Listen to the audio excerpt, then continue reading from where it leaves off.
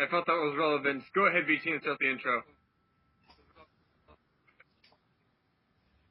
Hello, everybody. I am the Fallen Tragedy in Super HD. As always, welcome to Fanatical. And I don't know what that was. With me today, that was a yapping. Anyways, with me today, I have my ever reliable co-host, Lightning. Hello, everybody. I have wonderful Mytho. Hello. The amazing Amelia. and Blaze. Go to hell, I'm sleeping. And this other random person nobody gives a shit about. Okay. It's Surefire. Oh, Myth. What? Oh, Surefire. I forgot about Surefire. Holy crap. Well, okay, yeah, Surefire's not... So even our own co-hosts don't know who's actually here. You failed, dude. Yeah. Seriously, you forgot about Surefire? Anyways, I would have been here okay, let me defend myself here. He said he's not going to be, talking a lot. He's mainly going to be listening. So, you're the one maybe... that said that. I don't know what you're talking about. You're the one. You were the one. You're like, I didn't say that. You did. You're like, I'm not going to be...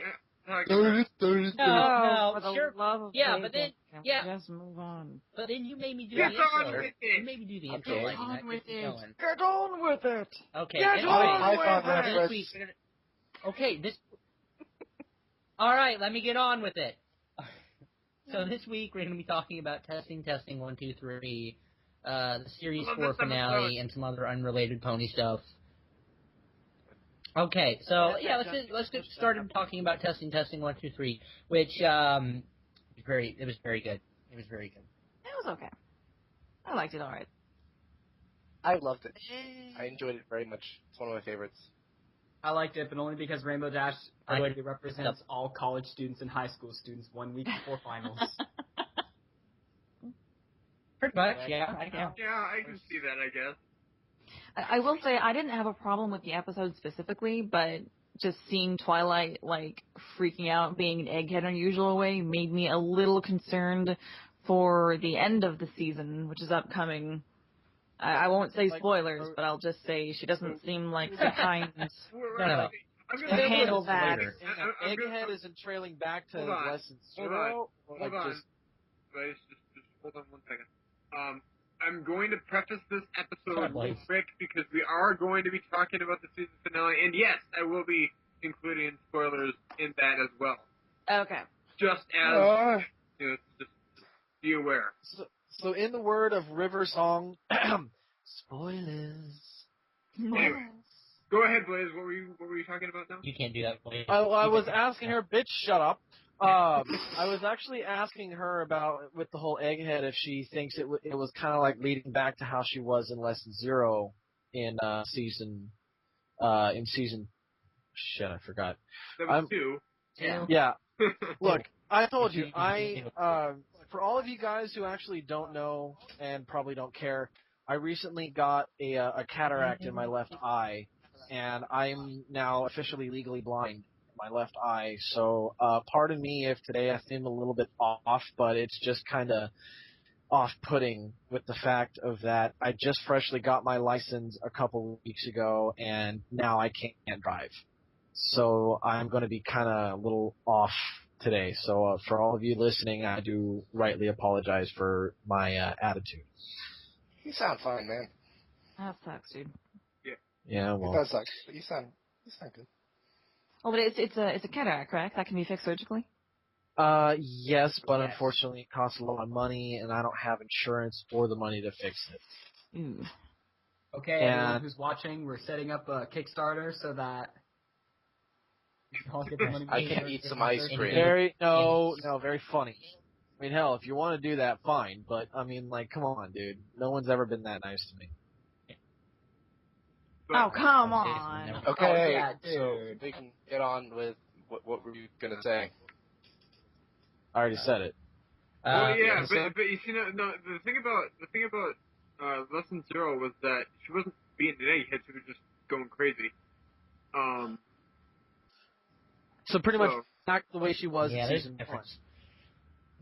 1. Like, I don't know if it was that bad. She was just kind of typical stuck-up, eggheady, and I just can't help. Like, she's a princess now. What's she gonna do? Like, force everyone into militant schools and stuff? Like, I don't know. I don't know if I saw it like that. I saw it more as like she was just really over, like, bearing of her friend because she didn't think she would take anything seriously, but she just wasn't teaching her right. And I thought that was how what just made the episode's morals so great was that. But she still had that smugness about it that she's always had. Yeah, but she's a bit superficial about it. I can just see her, like, getting students of her own someday and be like, "You're tardy? Bitch, you know I'm gonna zap your ass." You want a potato for the rest of the week? No. No hearing. Do you think that it'll be kind of like student mentoring, in which case like she's going to become, or she's already a princess. So do you think eventually it's going to get to the point where she's going to take on people like Celeste and Ron? I mean, down the road, you know. But I mean, do you think it'll get to that point eventually? I'm having Is it just hard me? You're fading in and out, man. It's like I was just going to say, is it just me or is Fireball getting dumb? That's really weird. Is your microphone? Is your headset hooked up to the cord? My headset is. Charging? I can't use my headset. Actually, I'm just using a microphone. So Yeah, Fireball, it literally sounds like your voice is going into the distance and coming back and going into the distance and coming back. Yeah. It sounds just fine to me. I don't understand what you guys are complaining about. 2-1, we win! He's fading out, like, you know, and then everything happened. Nobody ever accepts my opinion. It's because nobody cares, Krillin. Why just, are you a bobblehead? Just like your head keeps back and forth, Mike. Alright, does that sound better? Yes. Oh my God. God damn it, Skype, I hate you. What happened? Skype wasn't using my microphone that I was using. Oh, that explains. That would explain it. What was your microphone across the room on a shelf somewhere? No, it was using my internal mic. That explains it. And I'm like sitting like 3 feet from my computer. It's like there's pudding in my ears now. It's delightful. Yes. Anyway, so now I. Oh my God! So I was saying down the road, do you think that it's going to be kind of like what Celestia did with Twilight? Is Twilight going to take on a people of her own? I bet it's going to be Trixie. I don't know why, but I don't know why, but I just have a feeling it's going to be Trixie. Come on. Twilight's going to take on Trixie as her own people? Why would she do that? And Trixie's like, I'm a year older than you. No, it's very funny. No, Trixie's a year younger than her. I don't know how old she is. No, I just have that. I just have that feeling because Trixie has a lot to learn. In the last episode she was in, she seemed to have turned a new leaf, so to speak. And eventually, if I'm literally waiting to see Trixie at some point this season. And honestly, I would love to see Trixie come back and Twilight basically say, you know what? I'll take you on as my student. I'll teach you what I know. And make you be a better pony, make you be a better pony for who you are, rather than showboating. It's kind of what she does. Yeah. It's her talent is illusions and whatnot, and she's already good at them. She's just got like a bad personality, and she's already willing to fix that. So I don't know if there's much to take under her wing for. Excuse me, the great and powerful Trixie would never be seen with that goody. Yeah. Oh, actually, wow, that was really good. Wow, that was really good. Ladies and gentlemen, the fan voice of Trixie. Yay! No, but seriously, that'd be a cool idea. I just don't know if it'd be good in practice. Does that make any sense?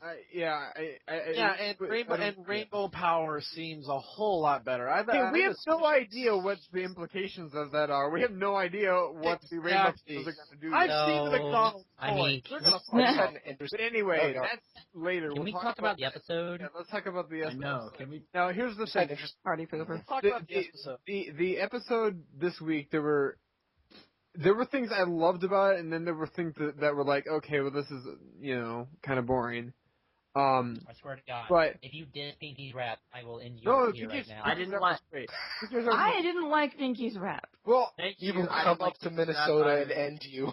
It was embarrassing. Well, It was hard to watch. They good. Pinky's rap, the way that they did it was, first of all, it's rap in a kid's show. What are you gonna do? It's not real rap. But I love the effects that they did and the feel that they gave to it, because they literally made it like VHS quality. And like the really bad old rap. And all the ponies in the video were like wearing like 90s clothes and stuff like that. That's exactly my problem with it, though, is that they were obviously spoofing old 90s raps, but no kid is gonna get that. Well, and no adult is going to want to relive that. I don't know. It hit me pretty good. I'm in the middle of that, so. Yeah, you see, I enjoyed it. Unfortunately, as this is, it seems like that specific joke was aimed more towards the brony age group, between the ages of 15 and 25. The worst part is Vanilla Ice sounds like it could be a pony name. That's so awesome. He'd be like an ice cream salesman or something. Someone draw that OC. Oh my God. You want sprinkles on that cone? Bitch. You want some ice, baby? Oh my God. Ice cream and ice cream accessories. Anyway. So that was one thing that was, it was kind of in the middle. I mean, I think they counted it as a song, like it was supposed to be the song for this week.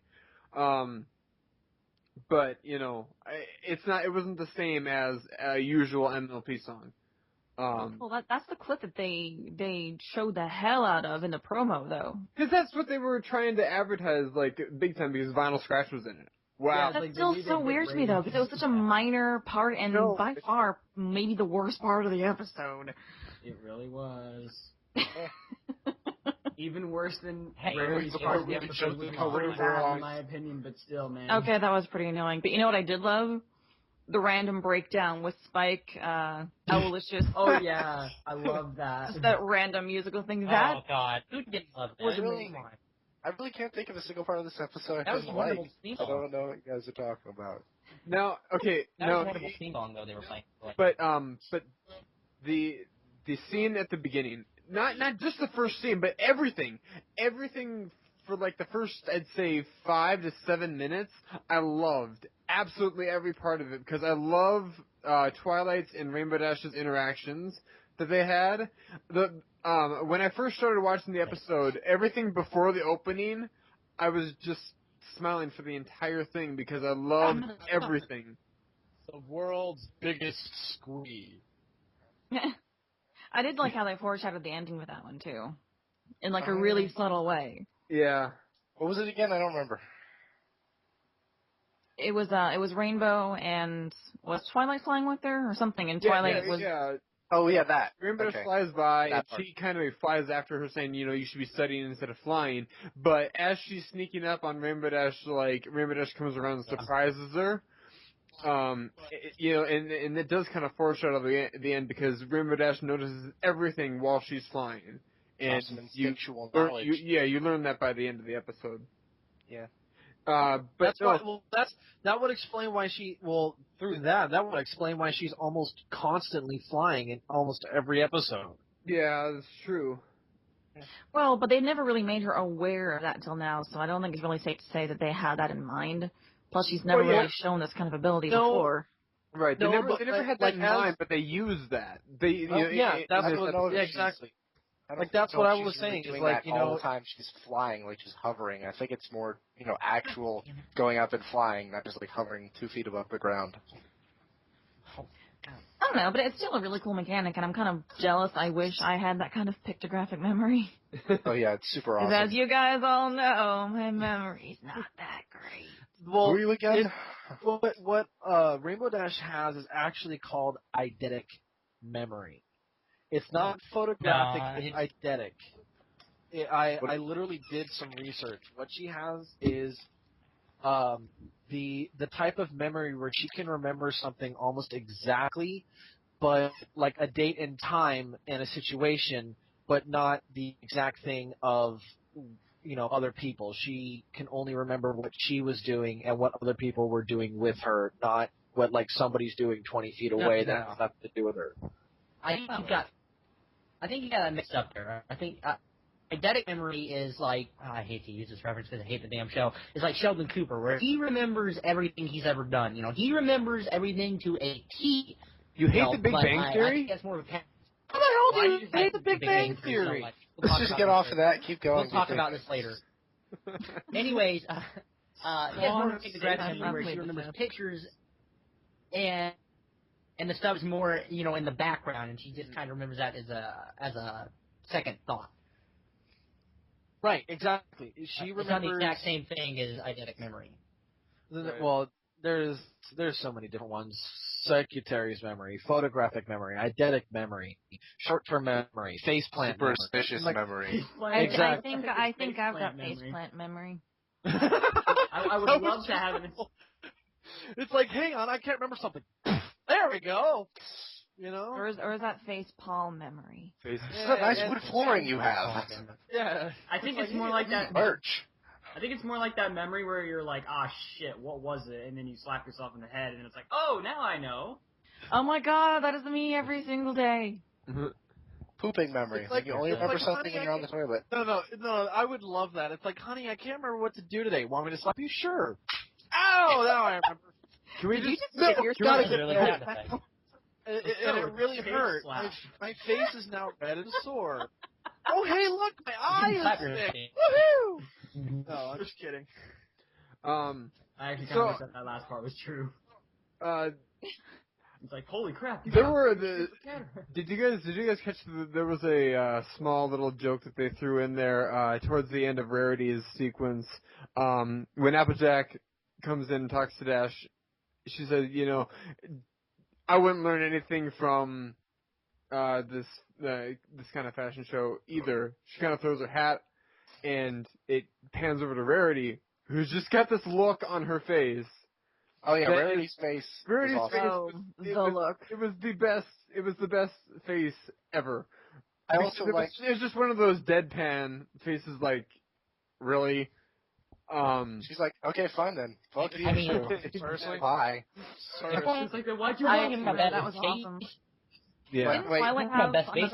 Didn't Twilight have a similar moment like that as well, where she just gave a look? Probably. I think she gave a lot of looks this episode. Yeah. No, she had a lot. Well, no, Twilight has had a lot of those really kind of looks without even saying the word really in like the entire series so far. I mean, I love that. Seriously. Just that look. There was another part with Rarity that like when she first gets introduced as the costume on, and I can't remember what they said. Damn it! What? Like the first part with Rarity. Yeah. I can't. Where she immediately ignores her, and she's like, "I'm going to ignore that and help you anyway."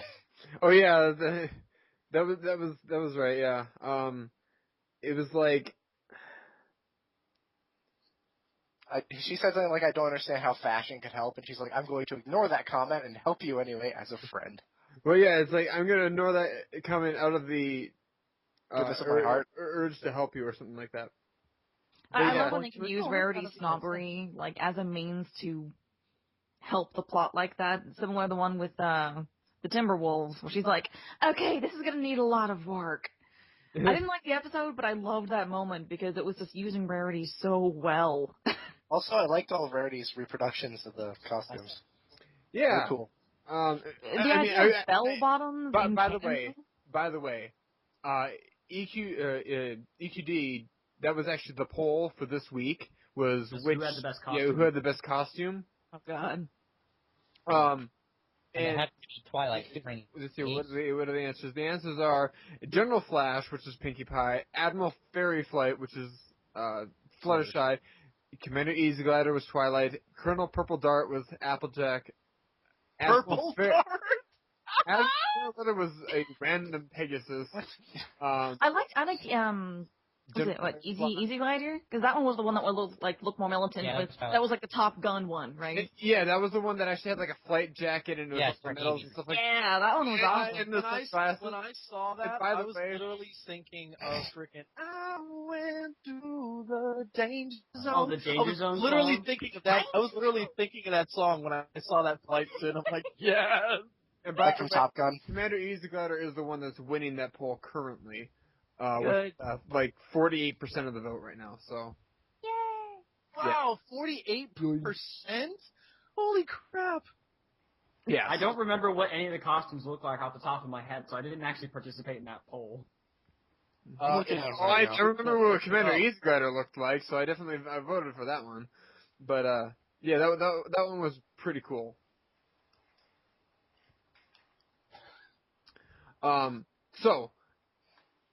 The other thing that was, I guess, the main part of the episode, and what everyone should remember, is that this was all about the history of the Wonderbolts. And they actually did finally go into what the history of the Wonderbolts is, because a lot of people were wondering about that.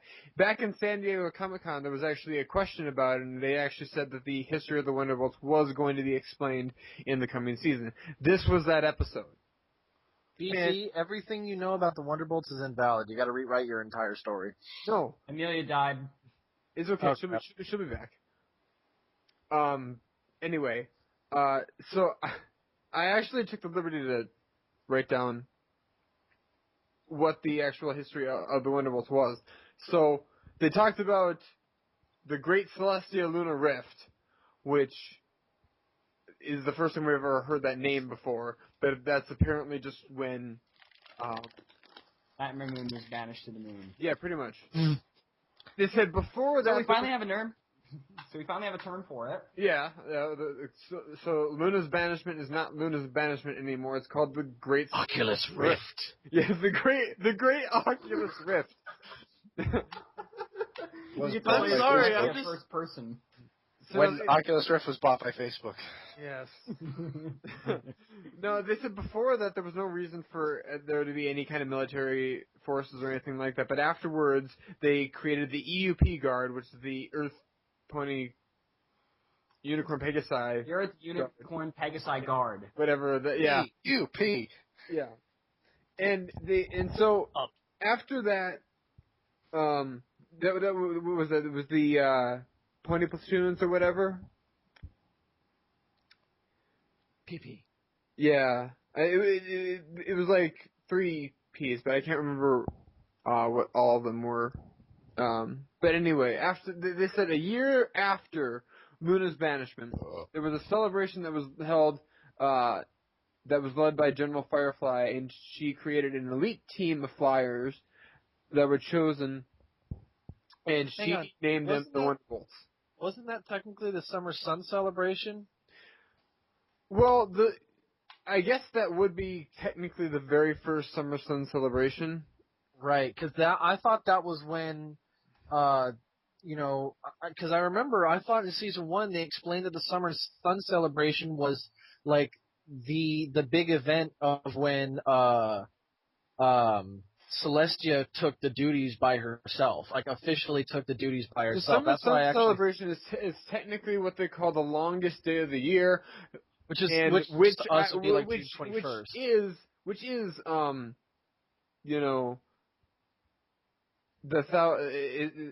it's supposed to be the date of Luna's banishment was supposed to be what the Summer Sun celebration was. So this is a year after Luna's banished, and General Firefly created the Wonderbolts. Now, I find that kind of funny because are we talking about like Firefly as in G1 Firefly? Well, remember there are Hasbro. They're allowed to go back and use other generation stuff, and I mean a lot of the stuff that they're doing in G4 relates back to Generation 1, as if it were like they're using almost Generation 1 as a template for the history. It does seem like they've been doing that a lot. No. I mean, look at it carefully. A lot of their history stuff dates back to Generation 1. I don't know. I don't remember there any being Stars Swirl in Gen 1. Do you? Well, Not necessarily like that, but I'm saying they also haven't touched on Star Swirl yet.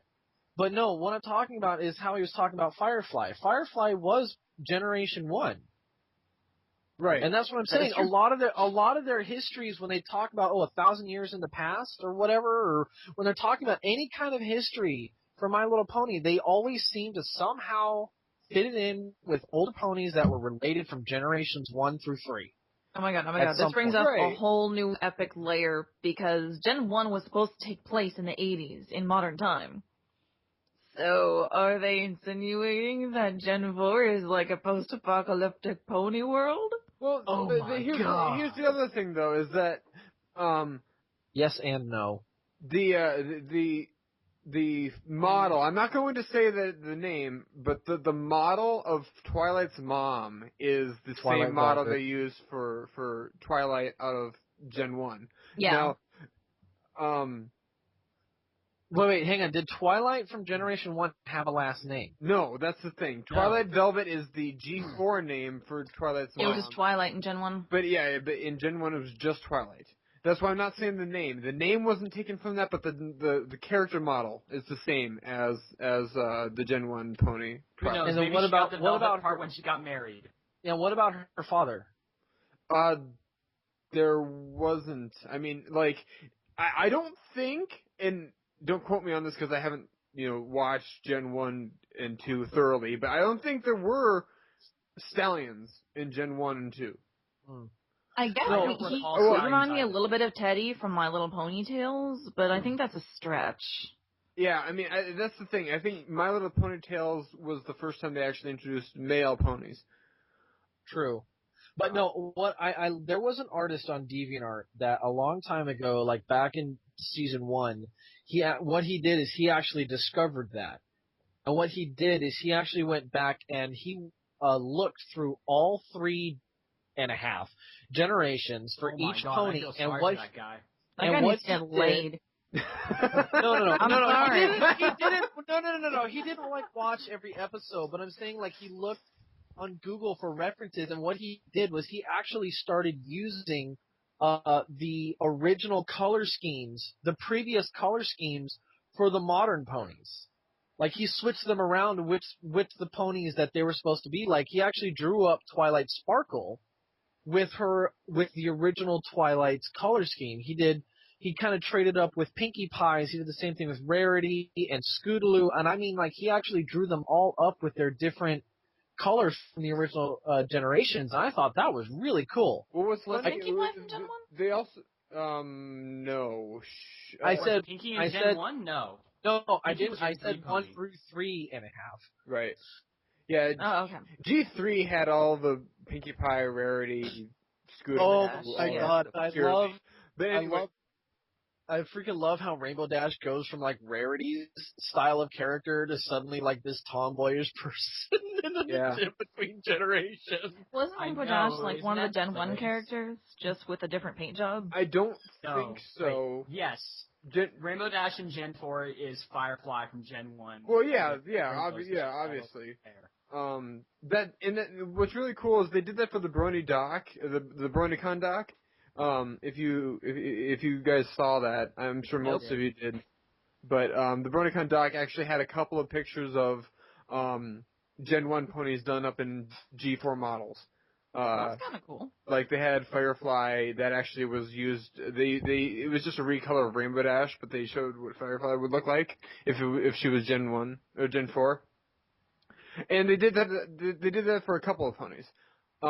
What generation was Surprise from?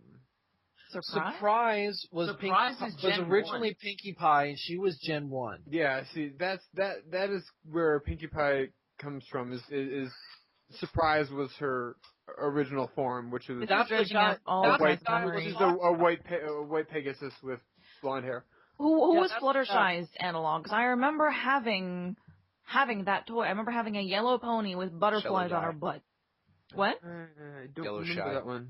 Like I know there was a yellow pony with butterflies and pink mane. I'm struggling to remember who it was. Flutterby. Quiet, you. Shutterfly. It was Shutterfly. Flutterfly? Bizarro Fluttershy, if you will. Bizarro Fluttershy. There we go. We'll go with that. Anyway, maybe we'll look at that later. But yeah, that was just something I noticed I wanted to bring up about Firefly. But there's a cat. Sorry, that's the Cobra. I can't lock him out. He knows how to open doors. Sure you can? He knows how to open doors. I found it. Hang on, guys. I found it. Okay. I do. It'll make that terrible noise again. I just sent you guys the link of the guy that actually found the original and their analogs. Okay. Who put them together. That's the second link. The first link is basically all of the Gen 1 ponies in Gen 4. Oh my god, looks. all the memories. And then finally, here is a comparison setup. There's that, which is a comparison setup that talks about all the ponies and how they looked and everything. Through generations 1 through 4. So from Generation 1, we started with Twilight, and Generation 3, she was called Twilight Twinkle, and then she ended up Twilight Sparkle in Generation 4. Interesting. Surprise was Generations 1 and 2. 3 and 4 was Pinkie Pie. Anyway, Amelia. Posey. It was Posey, her name. yeah, Amelia. Posey. Her name was Posey. Yep. In Generations 1 and 2. In Generations 1 and 2. In Generation 3, Fluttershy was actually pink. Oh my God, Fluttershy looked like Cadence in Generation 3. Oh, she did. Yeah. That's crazy. And then, of course, Fluttershy. And then, yes, Firefly, Generation 1 and 2, Rainbow Dash 3 and 4. Applejack looked like Big Mac in Generation 3. Oh, by the way, I can't believe Pinkie Pie used to be a Pegasus. By the way, all these Lauren Faust concept arts, these are the pictures that they showed in the BronyCon doc. These are the exact pictures. And then I finally, love the concept art. And then finally, Sparkler, Generation 1 and 2 was a Rarity, and then Rarity was pink with a rainbow mane in Generation 3, and then she became the white pony with the purple hair in Generation 4. Oh, wasn't Rarity? Oh no, never mind. Rarity was in the previous generations, but she was a completely different pony. I get it mixed up because Rainbow Dash had Rarity's personality. Right. You know what's really funny is that I think it was right before the Rainbow Falls episode, the live stream that I was watching decided to watch Runaway Rainbow right before the show. Oh dear God. Yes. Runaway Rainbow is, I believe, Gen 3. Yes, and sadly. That one has Princess Rarity in it. Yes. Oh, no. Guys, you should never be a princess. Hey, it already happened. Dude, this picture is bitchin'. Sorry, no, seriously, I'm sorry, but some guy did a poster for supposedly the My Little Pony 30th anniversary special, and he just recolored everything, and it looks so freaking cool. It's a good thing everyone who's watching this video on YouTube is never, ever going to know what we're talking about. I just like to say that right now. Oh, we can add links to the descriptions and stuff. Have fun with that. When is the 30th anniversary, or was? Hang on, I'll check that, actually. Yeah, I can't actually figure out when exactly. And Applejack's exactly the same. I know. Applejack is always the same, because Applejack is a silly pony. She's the only one that they kept the full copyright to, isn't she? I guess that was the thing too. Is that I think we went over that last week about they had to change up and stuff like that. Wait, guys, are we talking about the actual production of the toys or the first animation TV series? The animation TV series. It ran from 1986 to 87. It was that short? So 1986. So I guess because remember 2016 is. Wait a minute. Gen 1 stopped airing when I was 4 years old. Back in the 80s, the toys came first. Well, yeah. So what happened was just like G.I. Joe, toys came first. My Little Pony, toys came first. And then they had that whole scuffle over these people who were making these toys who ended up patenting the toys before Hasbro could. So there was this whole lawsuit, and they actually had to quit Generation 1 literally within a year. Yeah. Oh, that's So sad. that's when Gen 2 came out. They finally were able to then the series came out first. They patented the toys, then the toys came out. They 30th made anniversary is that going to be mistake. 2 years, 2016. Sorry, Blaze. No, they made that mistake. So they tried again with Generation 2. They succeeded, and they've been doing it that way ever since. TV show first, then the toys.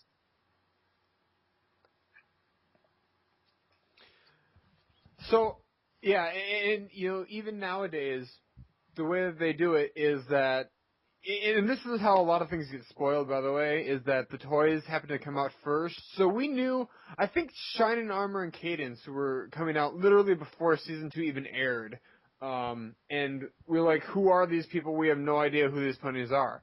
And then, you finally figure out that it's Shining Armor and Cadence and that they're, in the royal wedding at the end of the season. So, unfortunately, that's how a lot of things get spoiled. It's the reason that we here, most of us believe Chrysalis is going to make a comeback in And I season 4. really, really hope so. Because, But we already had our Chrysalis fix in the comic books. well, yeah. Dude, and that was a great No. comic. I freaking loved that story, but you can't have enough Chrysalis. I'm sorry, but she's an amazing villain. And she is so far the only one that we know isn't dead or, reformed, so she's still out there somewhere. Pretty much. Because to reform her, you'd have to make her not a changeling, which goes against the character. That's why I'm really, really hoping that the villain that they talk about in the part 1 of the season finale is Chrysalis.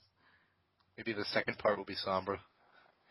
Oh, Now, that We'll just be in the whole background, thing, chilling. that whole It'll be fine. thing with He'll be on this the stairs. horn, that whole thing with this horn, I still think it's just a stretch. Yeah, me too. I said the exact same thing, Blaze, last week. What about Didn't the they horn? confirm him being dead? Okay, in season 3's opening, at the very end when Sommer gets destroyed, you see part of his horn fly off into the distance. You can clearly see it. Weird. And remember, when Cadence freshly activated the barrier again after bringing down, his horn fell off, and you see all the freaking spikes and the towers and all that stuff happen.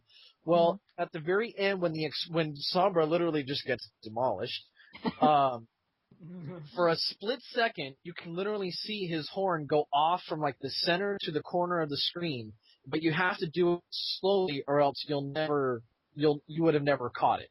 No, So a lot of that's true. So a lot of people it's- people believe that Sombra is going to come back as a villain. Some of the It was actually very say- prominent. You just weren't watching closely enough. Yeah, it was very easy. It was very obvious. it's like center of the Well, they were screen very- coming straight at They you. were It's very like- heavy. yeah. They were very heavy-handed But about it. Yeah. one thing that a lot of I've actually heard a lot of fan bases around here in California have said that Sombra and Chrysalis are going to be teaming up.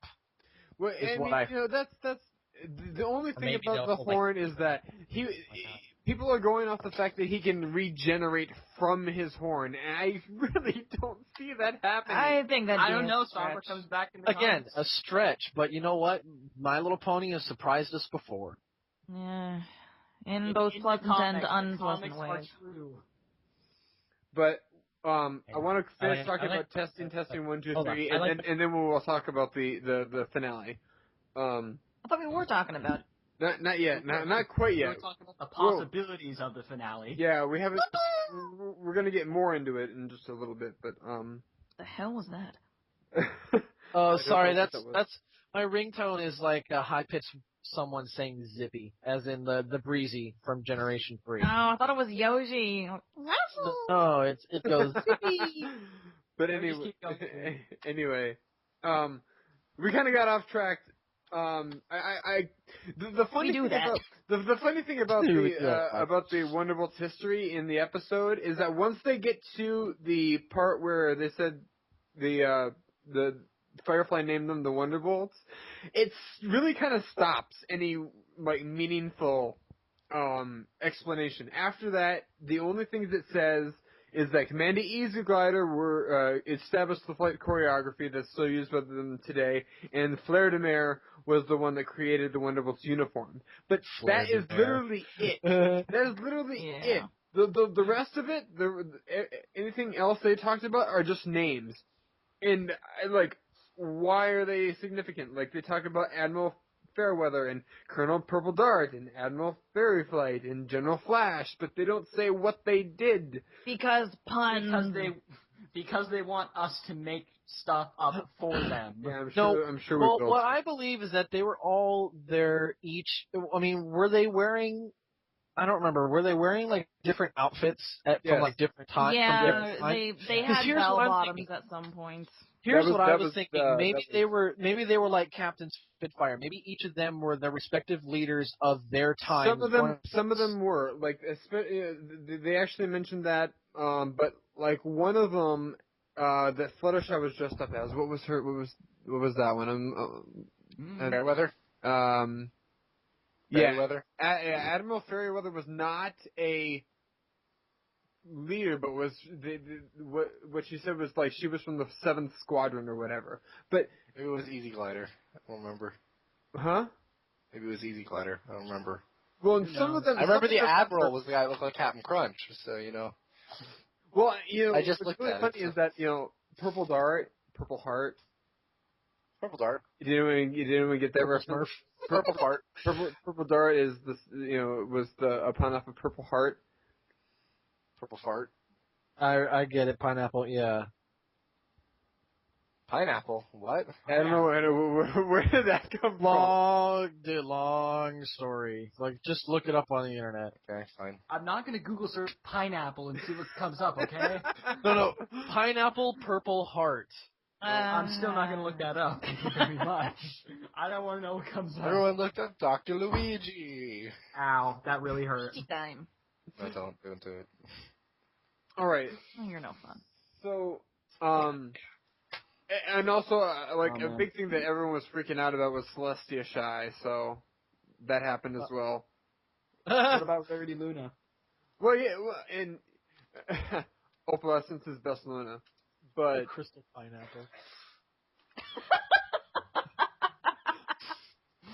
That came out of nowhere. I'm sorry, no. I just literally wanted to see what would come up if I typed in Pineapple Purple Heart, and suddenly something comes up that literally says it. It's like the fourth one down. It's the fourth one down. It says Dark Purple Heart, the Crystal Pineapple. The other one says Purple Heart on Gold, the Crystal Pineapple. I'm like, what the fuck is this? Okay, I'm just remembering Donkey Kong and the Kingdom of the Crystal Coconut. Great. The Legacy Quest for the Crystal Coconut. Yeah. The Legacy of the guys. Purple Heart. Yeah. Great movie. It was a movie? What? Yeah, it was on VHS. Donkey Kong and the Crystal Coconut. You know, it's quality. It was an old absolutely. TV show, man. Well, freaking Scurvy. I love Scurvy, dude. Freaking one hell of a singer. Yeah, we're gonna be talking about like Donkey Kong 64. No, we can't keep on track. We're gonna be talking about all of Rare's entire SNES library. I literally just brought up a bad movie from my childhood, man. Crystal frickin' pineapples. Let's just move on. All right. So, is there anything else anyone wants to mention about testing 1, 2, 3 before we get into scores? Nope. I don't think so. Pretty much speaks for itself. Yeah. Oh wait, no. There is one more thing about testing 1, 2, 3. I really want to say. Okay. Do any of you guys watch I Animate Pony Motes? No. What's that? Dang it! Oh God. What is it? I did. That up. I guarantee you the deleted scene for this episode. Oh, is, you mean the deleted scenes guy? Yeah, I know. Yeah, the deleted scene. The deleted scenes guy. I I guarantee you that the scene that he does for this episode is Twilight going in to take the test so she can become a Wonderbolt and rub it in Rainbow Dash's face. Probably. Well, Yeah. and that's the other thing too is that I think that along with everything else, there was actually character progression because she went and took this test, which is apparently a really important test, and got 100% on it. So. Everyone was talking about the Wonderbolts Academy, and now we have this test to get into the Wonderbolts Core. They said newly formed Right. Wonderbolts reserved. In Right. other words, it was like brand new. Right. So I'm wondering, if we're gonna hear more about this, because she's getting closer and closer and closer. A lot closer than she was in season 1, obviously. But apparently it's like a ridiculously long task to get into the Wonderbolts. Like, there's not just a test and you're in. It's like you have to do like several different steps. Just like in a real military. Exactly. Yeah, just like in a real military. Yeah, in the real gotta be military, physical, you have to be academical. No, seriously, you go in and enlist in the army, and they'll take you. No, I differ. I enlisted in the army. I didn't get it. This is one thing I've actually noticed recently from My Little Pony. It's almost turning into an anime. It is. Don't say it made it. No. I mean, like, full-blown Japanese style anime. Don't lose your Hold way. on a second, though. But Blaze, Shut up. mostly anime is mostly style rather than content. I mean, Actually, No, that is it's content. That is very It's style Oh, and man. content. It's Well- both style and content, but still. also My debatable. Little Pony but anyway. feels to me like with the way things are going, it's starting to feel like an anime. We were discussing that. I think Biscuit and I were talking about that in PM like a while ago about. I'm not gonna let that go. Don't think I'm gonna let that go. About how that is a thing now. Yeah. I am worried about the show turning into like a monster of the day type fare, just because it seems like they're setting up some. Yeah. Yeah. That's a good way to put it. We it basically feels to me discussed like- that. We discussed that the end show, or the end of the fandom at least, I felt is coming very, very soon. And honestly, the way if the they show is were going, if they were to pretty actually set up. Pretty soon. Okay, Pretty who soon, farted on they're their not mic? going to have anywhere left to go. They're going to hit the metaphorical glass ceiling, and that's going to be it. Twilight's going to be a princess, and if they all become princesses and they all move into that castle in Everfree Forest, like It's a tree house.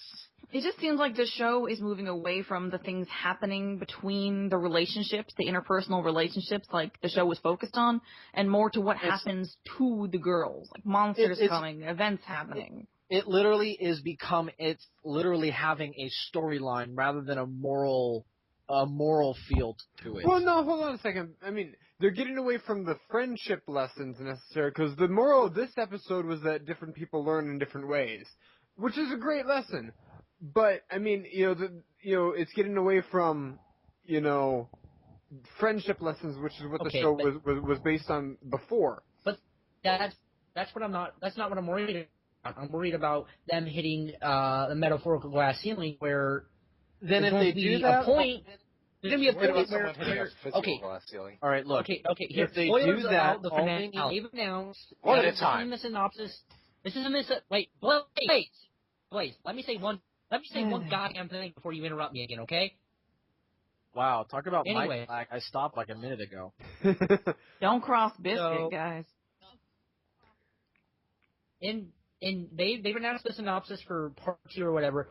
Spoilers that Celestia and Luna, or at least Celestia, gives up their power to Twilight so she can stop whatever big bad is coming their way.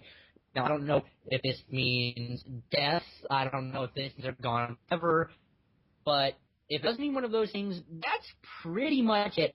Show, I feel they can't really go any higher. Well, no, there's season 5 has already been confirmed.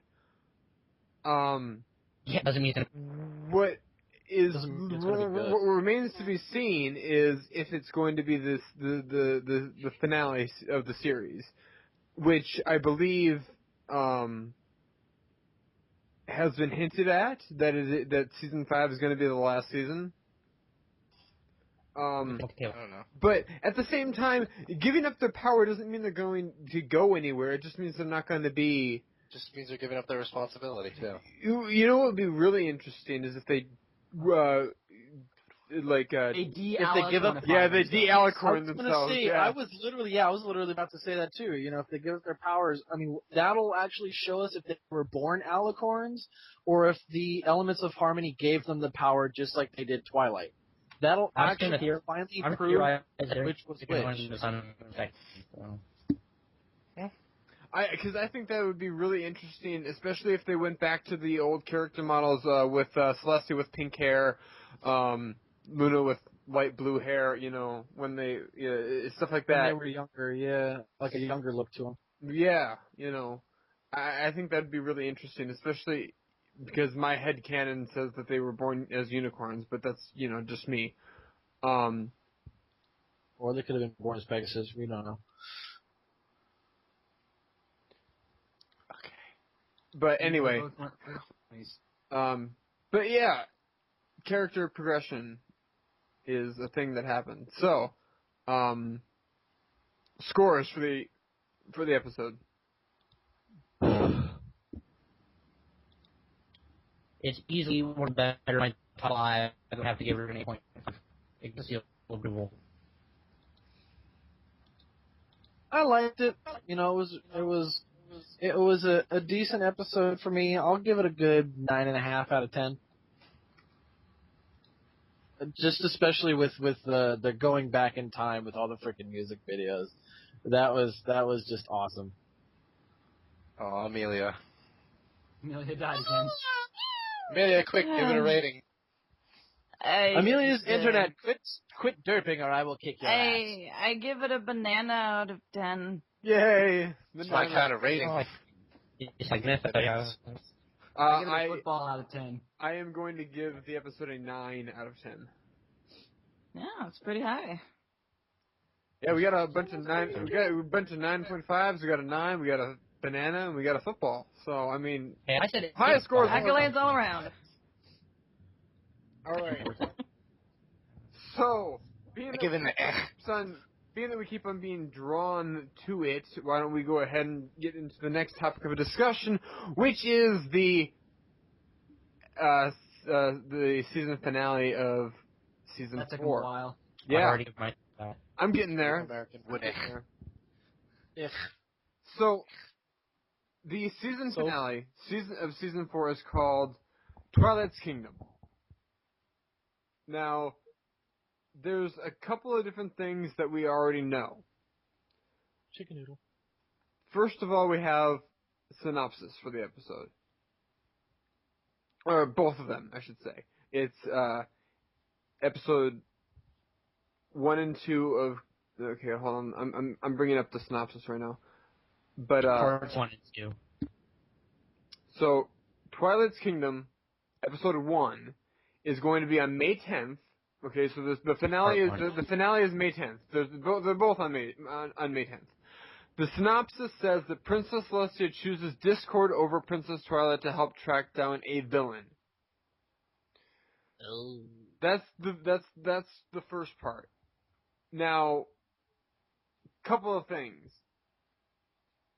We know that obviously Discord is a part of the episode. Is he going to be in the episode, or is he just going to be mentioned? Yeah, or is Discord just going to be mentioned by Princess Celestia? That's what I want to know, because I don't know if we didn't hear anything from John Delancey after. He's going to be in the episode. Come on. Yeah, we didn't hear anything from him about being in other episodes.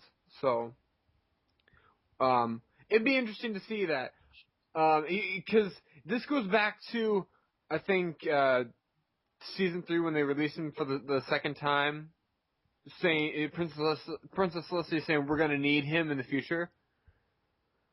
I don't know if this is what she was referring to or not, though. I can't believe that happened twice in a row. What What is? We're talking about Twilight's Kingdom, part 1.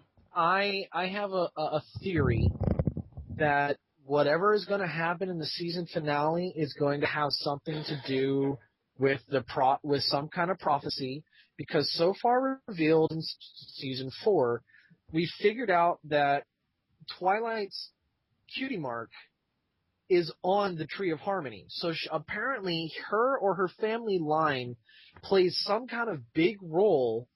Well, no, hold on. Some kind of illustrious history. Isn't her cutie mark is just a symbol for magic, though? Right, but that's Which comes from the Tree of Harmony. Right. exactly, and that's what I'm saying. So the question is, was she chosen by the Tree of Harmony to be who she is? And does the fact that her cutie mark is what it is play a major role in the fact, or in the last 2 episodes? Well, That's considering what I'm curious to they see. pulled the whole concept of the Tree of Harmony out of their ass. I don't know. There's never been any mention of any kind of prophetic things in the show Never come out of an before. ass. Well, at the same True, time, and then shining true, armor but and cadence remember, out of but nowhere, and also- look where they ended up. And also true, but they also but they also sometimes don't reveal anything until during the episode, not before. So that's what I'm saying. You know, we might not be reading or find out about some kind of prophecy until during the episode. I think the only time anybody was shocked by something that happened in an episode was probably the season 2 finale. I don't think really anybody was expecting Chrysalis, but that's about it. That is pretty true. I mean, I think that was one of the biggest surprises ever because nothing was leaked at all. Most people were thinking it was Discord, I think, because at that point in time we'd already knew that Discord was going to make another appearance, and so I think that a lot of people were thinking that the villain in the season 2 finale was Discord. And then Chrysalis came out of nowhere, and it was really good. And then we got the best villain in My Little Pony ever. I mean, we weren't expecting the frickin'... Well, yeah, but I mean, those 2 examples that you're using are self-contained type things.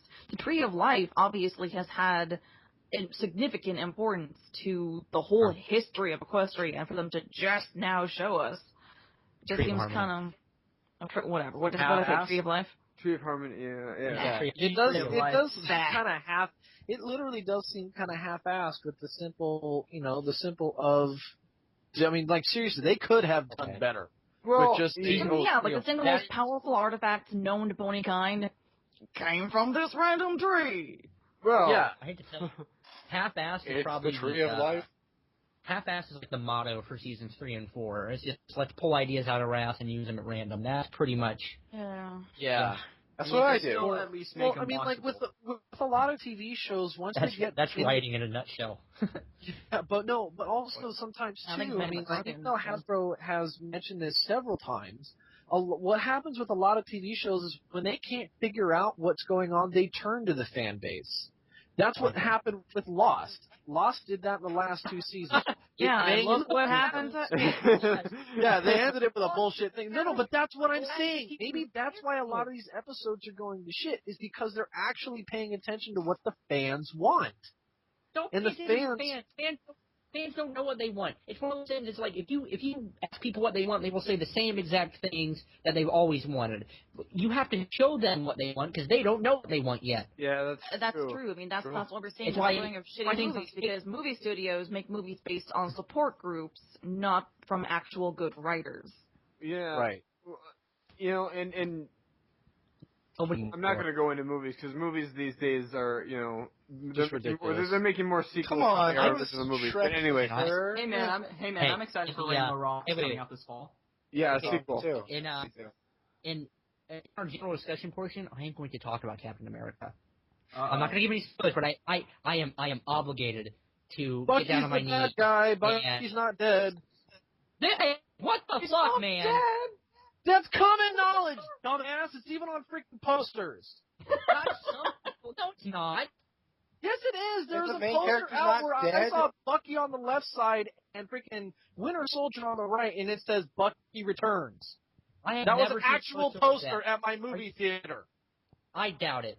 I doubt it. Never mind. But anyway, squirrel. These people are. That's like a name of a squirrel. Bucky the Squirrel. Bucky the Squirrel. Anyway, so that's one thing is Discord, is Discord going to be in the episode or not? The other part of this was the fact that they're going to track down a villain. Now, obviously, for obvious reasons, they don't say if it's going to who the villain is. There's really only a few choices. Or a new one. Well, no, that's one of the choices. It's either going to be Chrysalis, But that choice counts for a new one, infinite choices. or maybe possibly Sombra, but I seriously doubt it. So, I mean, there's... I'm just so I rubbed it in your face. I mentioned him last week. Huh? I hope it's Sombra just so I can rub in your ears. Yeah, well, whatever. The only upside to that would be another chance for him to not suck. Yeah, pretty much. But that's the thing. The fans don't necessarily... It's kind of split on Sombra because he didn't have that great of a personality, whereas Chrysalis is amazing and has a wonderful personality that everyone loves. I hate to use something we just said, but people don't know what they want. You have to show them. So maybe if you flesh out Sombra, he could be a villain. If you just keep pleasing the fans, look for that guy thus far. Hey, is it just me, or you're coming through like really, really wonky? Yeah, his mic's up. ET's like really. It's lagging. It's almost like he's talking too fast for the microphone to pick up. BT, you're like cutting. Yeah, in and out, I man. can't understand anything you're saying. Yeah. Oh It's boy. sort of understand you. It's not easy. What else do we have to talk about though? What about the whole inclusion of Discord over Twilight? What are you guys' thoughts on that? I don't know what you're talking about, actually. According to Wikipedia, when I looked up the synopsis for episode 1, can you guys hear me okay? Yeah, we can hear you. Yes. Yeah, Okay, because I'm getting you feedback. Celestia apparently sends Discord out to track said unnamed villain over Twilight. Right. I like the idea. Sounds interesting. I'll have to see how it goes because It sounds different. I don't know, there's one thing I'm kind of upset about. It's the pussification of Discord over this past season.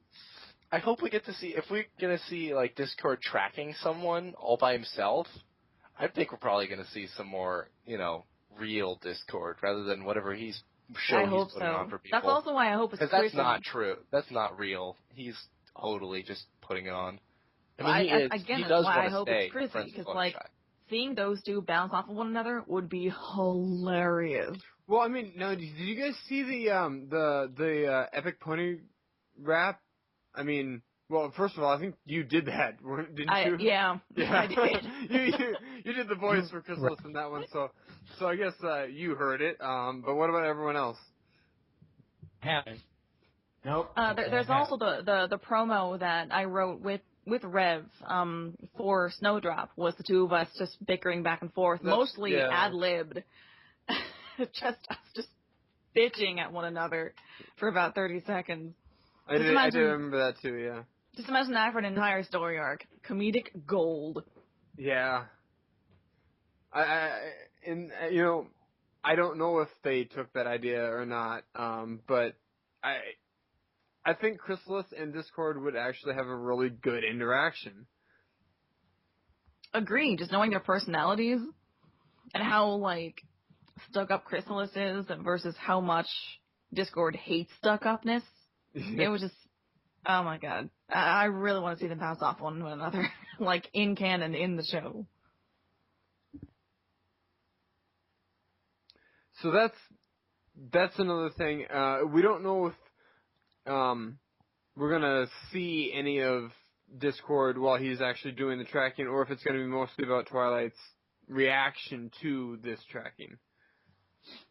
I would imagine it'd be a little bit of both. I mean, because it's supposed to be Twilight's kingdom, I would imagine it's seeing her reaction, but I'm hoping it's more of the actual action going on. Here's the other thing that's going on as well, is that the episode right before this, episode 24, is called The Equestria Games, and that involves the lighting of the torch, and it's a Spike episode. But anyway, here's my thought. I think in the finale we're actually going to see Discord get beaten by somebody, because why else would they have to send Twilight in with Celestia and Luna's powers? Oh, I didn't think about that. We're going to see Discord get beat. Interesting. Which is a scary thought. So but like I was saying, 24 is the lighting of the torch for the Equestria Games. Does that mean episode 25 and 26 are going to be during the Equestria Games? Is that where this? I brought that up to you like a couple weeks ago, and you were all ridiculous. It might be a side story, just kind of like the BT, whole I don't know what Spike the the hell you're Rescue talking thing. about. I said since season 3 ended that the season 4 finale was going to be during the Equestria Games. No. I brought that up a couple weeks ago. Maybe it wasn't you. Maybe it was somebody else. Yeah, it Somebody said wasn't I was me. being ridiculous It wasn't me. because maybe it was sound speed. I don't know. Maybe, I don't know. They basically said that I was being ridiculous because I think 24 is going to be, kind of like overview of the Equestria Games, and the finale is going to be its own separate thing. It's not going to have anything to do with it, which would be a little bit of a letdown. We already know that episode 24 is going to be not an overview, but the lighting of the torch. It's going to be the beginning of the Equestria Games. That's the synopsis. That can't be the whole damn episode. As to why I wanted believe it that My to Little be. Pony's turning into an anime. No, it's we'll not see, turning I into an guess. anime. How do you know? Because Twilight is spending 4 episodes charging up an attack to take down Nightmare Moon. Or 5 minutes, or 5 minutes into 50 episodes. Oh, Frieza. Twilight And then Greatest Moon. Lie. Although if they give her like a Sailor Senshi style, like they have given her like a Sailor Moon style transformation sequence. Well, anytime she goes like... That's going to be That's going to be like them in the Rainbow Rock one. Wait, no, that was them in the Equestria Girls. That was sort of a Sailor Moon transformation. That's terrible. Okay, I really didn't like Equestria Girls. Why did they all turn into ponies?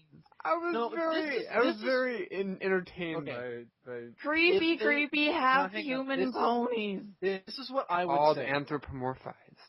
Actually, gonna hit out, you guys. That's the creepy part. But no, this is what I believe. If they were to make any My Little Pony animes, the two people they should follow are either one, SS Sonic, because he does such an amazing job drawing the Anthro version, or Maraz, who draws the DeviantArt My Little Pony Biz Magic anime series, which is just beyond fantastic. I'm all caught up with it, and I have yet to read any better fanfic based on the actual series. Okay. Yeah. I love how the deadpan that was just like, okay.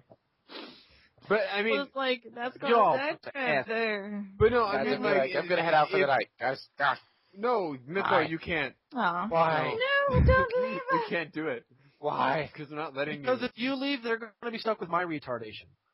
He's got I a want point. to listen to Yeah. this video Yeah, of the Great American Wood Axe. How much wood I could saw that Woodchuck video. Mytho got his head cut off? Same amount as before. Mytho, remember, Fine. you add I life. say I'm gonna be doing X. In You the add background now. life.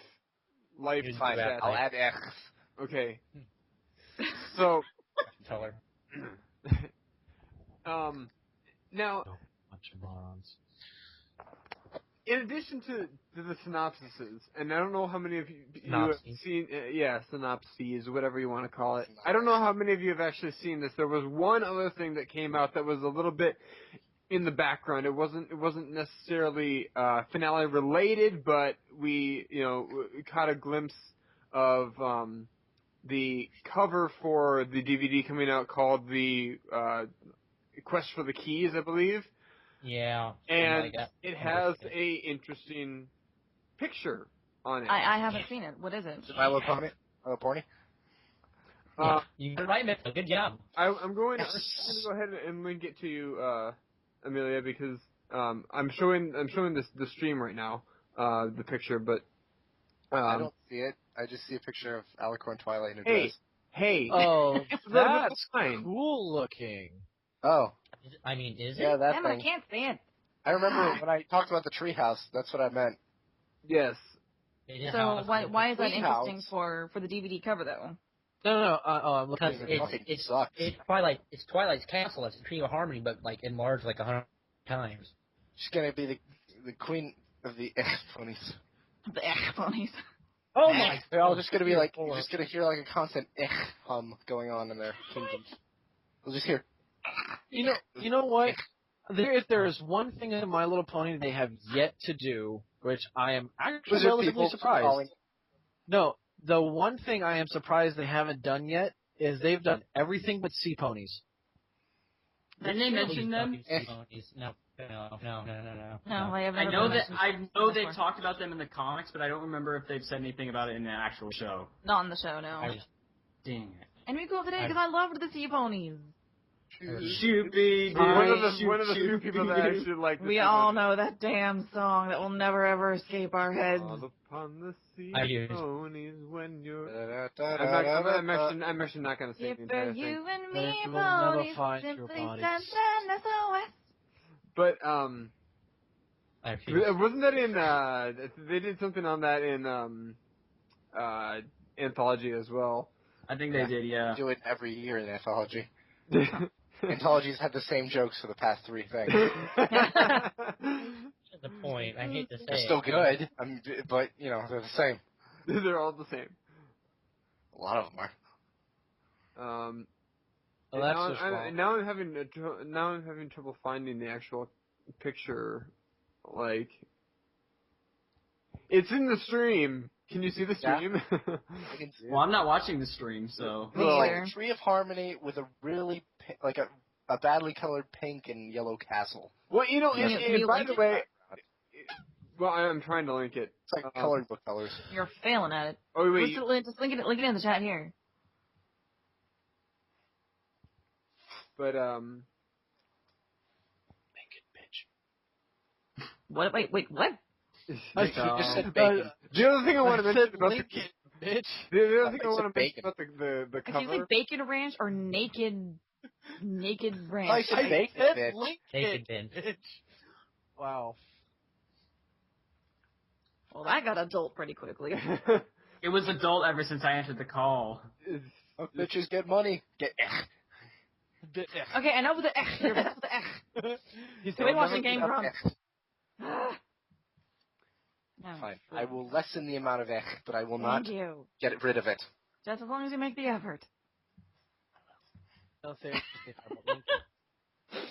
But the other thing I want to mention about the DVD is that the vector they use for Twilight is the season 1 vector that they just kind of pasted wings on. They use those all the time. I know they use those all the time, but it's so just so awful. horrible. I know, So they're awful. horrible. Applejack's completely cross-eyed. Not even funny. It's just awful. Every time. Oh my god. Well, Cringeworthy. the only thing I can think of for that is that a lot of these artists have a set folder of assets they're given by the show's producers. So I would imagine that they just had whatever they use at their disposal without having really any knowledge about the show. They just know how to make pretty things with stuff they've got. I'll make it pretty things. So there's the DVD cover. I finally found it and linked it. Keys of Friendship is what the DVD is going to be called. Oh, for the love of God. See, Why Magic does it look House. like they literally look like they mixed all freaking My Little Ponies generations with Care Bears? With disco magic. Well, Are you sure? It looks Hang on. like Is that a real picture and not just a fan-made one? Because that does look fake. I mean, that looks beyond fake to me. It's real. No, No, it's real. it's This looks real. beyond That's- fake. Do you remember the this is on G1 Shout episode? Factory. This is Do on you guys Shout remember the Factory. G1 episode with the pig who had this glass kingdom? I've never seen any of the G1 episodes. Yeah. I don't remember any of them, so... Yeah, there was this one episode where they had this weird sorcerer's pig lady who had a castle just like that made of glass. I'm just having Oh, Do you Dark see Crystal. the castle now, Amelia? Is it Dark Castle or Dark Crystal? May we speak to the castle? No, this isn't an adventure game. that just looks bad. Now, Most of the to be cover art honest, does. to be fair, I think that a lot of the things look awful until we actually see it in the show. Hey, look, What's Keys with of the Friendship. giant cutie mark star on the top, just driving the point home? It just It's a disco. For extra point. Disco well, Kingdom. Nothing. here's the thing. For extra point. Canterlot looks gorgeous. It has all those winding parapets and peaks and Flying buttresses. sure. And the Crystal Kingdom is also really, really, really well designed. It's this gorgeous, tall. It almost looks like a Disney fantasy castle. But And this, Twilight gets It's because Stop that.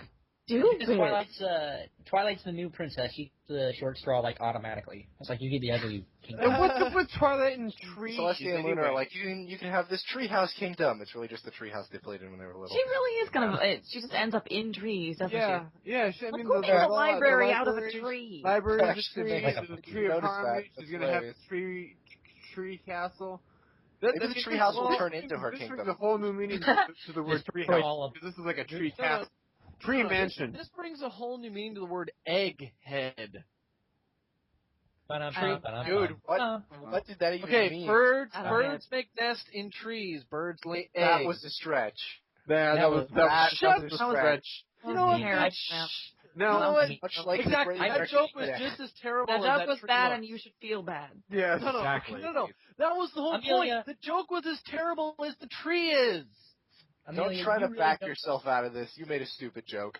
Shut up, Amelia, bitch. Anyway, I want to mention I one hate to thing say is it, that you don't have any points to say, oh, that was bad and you should feel bad concerning what you and Soundspeed did weeks ago.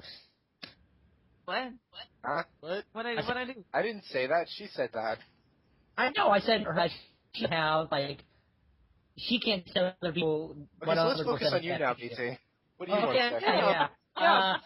I'm pretty focus on your I'm ugly pretty- ass.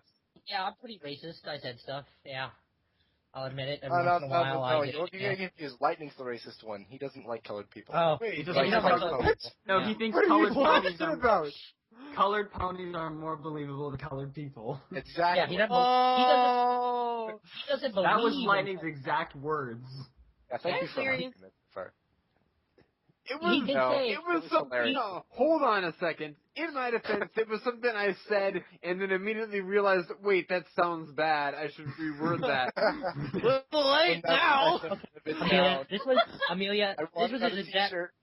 This was his exact quote. He said, "Colorful ponies are more believable than colorful people." Well, I never saw a blue dude walking around of you. That's where I was going with it, but then it sounded really bad. That's another reason why Equestria Girls was weird to me. Because It you was just have actually about it. That's why we Purple were and talking green about people? Equestria Girls. We were talking about Equestria Girls when I made that quote, which was literally. I mean, this is back in the lightning round days, and so this is. That was only like a few months ago. That was not seriously. a month ago. Yes, it 4 was. months Equestria ago. Girls came out in June of 2013, I Yeah, think. but the lightning round ended in in June of 2013. So yeah, there you go. Fuck it, I don't have time. Girls long before it ever came out. Back to the Magic Treehouse. What were we Right, talking this about? is the Magic Treehouse. Actually, I was By the complaining way, about that. this has already been mentioned that this is going to be called the Rainbow Kingdom. Okay. What? This is That that is what has been Fire mentioned. Island? Is that this is the Rainbow Kingdom. I'm disappointed. Twilight is the Princess of Rainbows. Bye, Amelia. Just in time. I mean, look at that Rainbow Rocks concert she has to lead. Rocks, like Maud. Maud likes rocks. I'm literally going to be completely appalled at what I'm going to see on that next movie. Now Honestly, hold on. Well, And don't assume that. I don't know about the movie yet. But Assumptions I are want for to assholes. mention one thing. This is the one thing that I heard from the very beginning of season 4 that has really given me hope, a lot of hope for the season finale. Megan McCarthy has said this is her proudest moment ever in writing. Doesn't mean it. It means this is better than Camelot Wedding to her. She wrote but a wedding? Yeah, she wrote Camelot Wedding. Awesome. Here's the thing. I have stories I consider my best work, and nobody likes them. It's just what you think it might not. Everybody thinks it. I can't understand a word of what you're saying. Said, he considers some of his stories his best work, but some people don't like them, so it's not. I mean, we should take it as face value. Okay, because all I heard was. Dude, Yeah, he's turned into Underwater Robot, but hold on. Underwater robot. But so I'm going to approach the season finale the same way I approached Equestria Girls, and I'm not going to make any harsh judgments on it until I see the episode. Harsh Vanilla, man. Yeah. I just had a funny thought, though. I'm still staring at this castle, And you know how all the keys so far have been random things like rubber chickens and spools of thread? And that's another thing too. Is that I'm imagining those as like literal keys to this castle, like Rarity trying to shove this spool of thread into her lock. They're just like hitting it with their keys. They're like rubber chicken, like, damn it! Okay, Oh, I really hope it. That's Twilight just comes out. Wait. I Like, really hope get off that. my lawn. I just had a good thought. Oh, Flufflepuff in his van. Wait, Flufflepuff is a girl. Oh God. did you say his? Her. Oh, wait, no. Yeah. Her Flufflepuff van. is a girl, Right, dude. well, you know, but I'm thinking of the creator. But anyway, yes. No, Flufflepuff in Mixer her in his van. I would literally love Or a taco. No. This is the best. A taco van. No, but honestly, Flufflepuff's van. Flufflepuff's van should literally sound like just. Like Well, she makes that sound anyway, so. No, that's what I'm saying. That's the joke about if she were in Equestria Girls, her van would sound like that. Well, no, I mean you saw her van though, right? The one for the. From Steven Universe? Yeah. Yeah. Yeah. But it's Steven Universe, so that's the thing. Drive my fan into your heart. It was a fun All video. I can think of now is Flufflepuff having her own key and it being a taco. It'd probably just be fluffy dice. No, it would be a taco. It would be a Did taco. she wear fluffy dice? Hang on, BT, is that an actual excerpt from Flufflepuff, or is that just? That's from the Tumblr. Oh wow! I mean, Men in Black. Oh, I get it. It's supposed to be Pulp Fiction. Yeah. Yeah. Oh God. But Say what again? Actually, love dare you. I'm wondering. I don't know, Amelia. Can we? Is there any info on when a new short is coming out? Nope. No info. All right. Insider. No, hang on. No info, or you're not? No, as in you're not allowed to tell us. I honestly don't know. There is no controlling the fluffy mixer. He is like the wind. Okay. He does what he wants when he wants it. What was that? I don't know. You had a revelation. You just sit on tap or something? No. I don't get it. I had it plugged in, but for some reason it's calling the drivers again for some reason. And and now you're back to your. You're really far away. Okay, now hang on, BT. What did you mean? Does she look like a filly to you? Who are you talking about? Pulp Fiction. It's a Pulp Fiction. Pulp Fiction. Oh, do I? I think that was probably that was probably what the quote was in the Tumblr. So. Wow, Yeah, you know what? You I were actually really, really quiet, BT. Speaking, just a short relation. I had no idea that Michael Madsen's character in Reservoir Dogs was John Travolta's character from brother's character from Pulp Fiction. I had no idea it was the same storyline. I remember reading that, like all of his movies take place in the same universe by some weird random thread. I forget where I read it.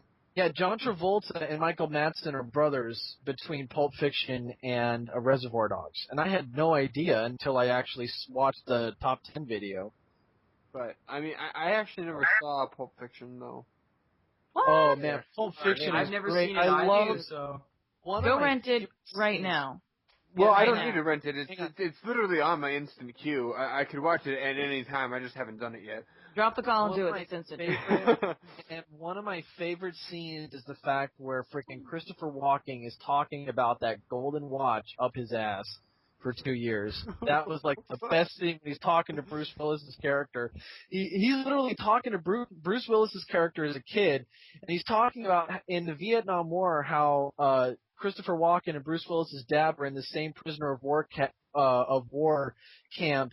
And this watch was so special to Bruce Willis's dad that he literally, to prevent the Korean from stealing it, he hid it up his ass for 2 years. Well, he's never seen it. Like, that's one of the most pivotal, memorable scenes. I ruin the love whole thing that for scene. him. Oh my god! I'm sorry, dude. You've got to watch it, even if you have to watch You the do. clip on YouTube. Freaking Christopher Walken's role in that scene is just hilarious. It is hard not to laugh. Well, I'll have to watch it at some point in time. Like I said, I can do it at any time. I just, haven't done it yet. It's the wallet that says bad mother. Oh, I'm sorry. Did I break your concentration? so I have a sign outside my house that says, I'm not going to go any further. Don't do it. Yeah, I know. Don't make the same mistake I did. That was the joke. Do they speak English in what? What English, motherfucker? Do you speak it? Anyway, we've gotten a little off track now. Really? Is there anything else that we know about the season finale yet? Not that I can Not think that of. I know of. I don't know. All right. Just speculation and hoping that it's Chrissy. Now, there's there's two other things that I wanted to go over that were pony related, and then we're going to get into general discussion. The first one is the new EQG promo that just came out. Now, this one, Haven't seen it. yeah, some of you haven't seen it, some of you have. Guitar centered. It's called Guitar Centered. Oh God. It is it's a guitar duel between Trixie and Rainbow Dash. If it's freaking dueling banjo style, I'm gonna laugh my ass off. No, it's I'd That'd love be to see amazing. that. Dueling AJ guitars. would totally win that. It was good. It was good. It was good. Amelia, have you seen the Vinyl Scratch promo? Yes, I think everybody has. I don't know. Answer for her. I don't think so. Okay, it's really cool. You should check it out. It's basically Vinyl Scratch, like walking the dubstep, but it's cool. Yeah, But like the world is her music. That's what's It's so really cool. neat. The The world That visuals sounds pretty are cool, great. actually. yeah, that one was pretty cool, especially since Daniel Ingram wrote the dubstep music. Yeah. So is it official? Has it gone to series then? Serious? No, what It's they're just doing, promos for the what movie. they're doing is they're bringing out seven promos. Because you were there's saying 7 that promos the movie came out last year, so if these promos are new, then I would imagine that they're trying to bring it to series. Because otherwise, why would they make these promos? Well, People excited for yeah. the movie. I mean, Yeah, it's to get you hyped up for Rainbow Rocks. yeah. Meh. Meh. Meh? Well, yeah, you say that now, but wait till you see the promos. I didn't like the first movie, so I just don't see how it applies to me. But the promos. Yeah, the promos, man. That's like asking me, Deacon, dude, you gotta see this chili commercial. It's so awesome. I mean, I would Like- recommend Old Spice commercials to people, but, the promo's really good. It's animation. I'm an animation guy. I love them. It's animation set to music, and I like it. No, granted, this one, when they brought out the first preview for the movie, we're seeing a lot of those scenes in these promos. Those were hamsters. Like, for example, this is where Rainbow Dash does the Sonic Rainbow with a guitar. This is, this is that scene. And I'm wondering if these are actually scenes from the movie or if they're just standalone promos. I think they're standalone promos. In which Yeah, case, you know what? I That's don't weird, think that's. though. But no, that's one thing that I think Hasbro's smart enough to do stuff like standalones to get you hyped up for. This is what to expect, because by doing promos, if you do it wrong, you're going to reveal too much of the movie, and people are going to already know exactly what's going to happen. They're going to be like, oh, I'm anticipating this scene. I can't wait to see this scene. But normally, good promos give you a heads up of, here's an example of the kind of stuff you're going to see. Not this is going to be part of the movie. That's like dangerous though, because you saw like the same teaser thing trailers. with The Last Airbender. The promo was amazing, God. but it had nothing to do with the movie, and people were pissed off about that, and rightfully so. Same thing with Dead Island. You guys all remember that amazing epic promo, which had nothing to do with the game, and that was terrible. Far Cry. Well, actually, the Far Cry 3 promo was pretty close to the game, though. There was actually an achievement that had to do with the promo. Yeah. I haven't seen that one, so What about The Arkham Origins? promo- Anybody remember that? not the promos for it. No. I did see one of the promos for it, but I never played the game, so I wouldn't tell you how close it was. Hang on. Are you talking about the promo? Are you talking about the promo where it's Batman versus Deathstroke and Deadshot? At the same time? Yeah. That's one of them. Oh yeah. Yeah, you're right. That wasn't even part of the game. Deadshot wasn't even in the main game. You had to go out of your way to get that. Yeah. But he's still in the game though. Yeah, he's still in the game, but Anyway, fight Deadshot in a Predator room. now the other thing about this, it's kind of a fun scene because it has Trixie added into it, which obviously she was in the first movie and people liked that reference, but she had one line. Now, granted, every single time we saw It was a Trixie, pretty awesome line. Every single time we saw Trixie, she was next to a vending machine, so that was kind of funny. But yeah, it was a good line. But I want to see more of Trixie. And so hopefully this scene gives gives us a hint that Trixie's going to be in the second movie a little bit more. In fact, since we have Vinyl Scratch in the first one, maybe we're starting to see the different members of whatever band they're competing against. Maybe Trixie and Vinyl are going She's probably going to be in a band with Snails and what's his name? Snips. Snips and Snails. And Trixie. Snails is going to be playing the triangle. Oh, Jesus. The best triangle player ever. It's gonna Snips will be on Morocco's or something. I don't know. That'd be awesome. I'd love to see that. I don't know. Have we already gone over what all the main six are going to be playing? Because obviously that's another thing. These promos are also going to be introducing us to their instruments. Rainbow Dash is playing guitar. Can you hear me? You think she'd be singing? Hello. Can you hear me well? Yes. Yeah. Thank fucking God. My computer, I unplugged my mic, plugged it back in, it's like, sorry, we don't recognize this device you've been using since you fucking got the computer. I think I know the problem. Sometimes if the jack accidentally comes loose, I have to Well, no, restart because then the thing. I plugged it back in, and it's like, installing driver software. It's like, you did that 3 days ago, what are you doing? I'm mad, and I'm pissed off, and FTL froze, so I had to shut it down. And I love you. Oh my God, FTL. Oh, the light is shed. Oh, wow. Is it bad that faster than light crashed? Is that like ironic or something? Actually, yes, that's pretty funny. That's like when the Oregon Trail completely dies. That's like, I don't know. That's like if your machine won't run Tetris. It's just, what's going on? Wow. No. And what's worse than Tetris? Pong. Tetris Pong? Pong? You know you got a fucked up computer if you can't even play Pong. I don't even think I could play a Nancy Drew game on this thing. I just remember how back in the day, like, 2 gigs of RAM was considered, like, top of the line, hot shit. Now what are we at, like 8? I'm gonna turn in my man card right here, right now. I love the Nancy Drew games. Same. Never played the games, but I read the stories a lot when I was a kid. Oh my God, the games are awesome. I love the games. Oh, they Plus, just No, hang on. Now, I have a question. Do any of you guys remember the they're old point-and-click adventures. The what series? No. The Blaster series. They had Math Blaster, Language Blaster, Blaster. Yes. What era are we talking about? This was back in the mid 90s to the early 2000s, and you played this little green alien dude.